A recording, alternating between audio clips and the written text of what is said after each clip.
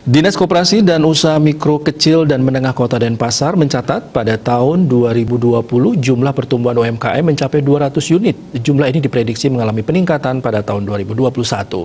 Dorongan diperlukan demi menjaga kelangsungan dan kebertahanan UMKM.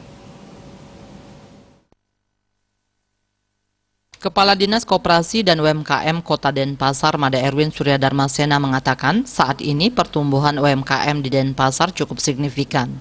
Namun pihaknya belum melaporkan grafik pertumbuhan karena baru terlihat pada tahun 2022. Kuliner menjadi jenis usaha yang paling banyak bertumbuh di tengah pandemi COVID-19 saat ini karena menjadi kebutuhan primer masyarakat. Diakuinya pandemi COVID-19 yang membuat sebagian masyarakat kehilangan pekerjaan menjadi faktor penyebab tumbuhnya UMKM saat ini.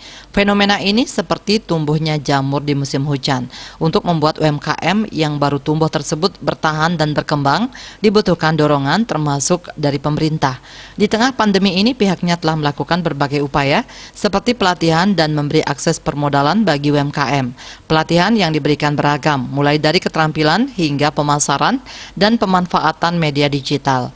Belum lama ini Diskop dan UMKM Denpasar menggelar pelatihan di bidang kuliner bekerja sama dengan pihak yang telah mumpuni di bidangnya. Bisnis Bali melaporkan.